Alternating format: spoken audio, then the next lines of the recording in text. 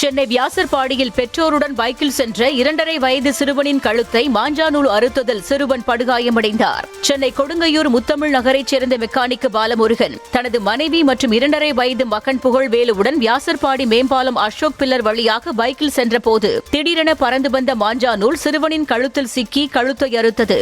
இதில் படுகாயமடைந்த சிறுவன் உடனடியாக அருகில் உள்ள மருத்துவமனையில் சிகிச்சைக்காக அனுமதிக்கப்பட்ட நிலையில் இது தொடர்பாக விஜயகுமார், ஹரிஹரன் மற்றும் 3 சிறுவர்கள் உள்பட 5 பேரிடம் போலீசார் விசாரணை மேற்கொண்டு வருகின்றனர். முன்னாடி சின்ன இந்த சைடில் போட்டு இழுத்து என் ஒய்ஃப் கையை கட் பண்ணாங்க. நான் சைடில் பையன் கழுத்தில் ஆழமாக போட்டுச்சு. 7 தையல் போட்டுருக்கு. பையனுக்கு ஒன்றும் ப்ராப்ளம் இல்லை, நல்லா இருக்கேன். ஆனால் இதே மாதிரி திருப்பி அந்த காட்டை நூல் ஒரு பசங்க கொஞ்சம் பார்த்து இது பண்ண சொல்லணும். கவர்மெண்ட் இதுதான் என்னோட ரிக்வெஸ்ட்.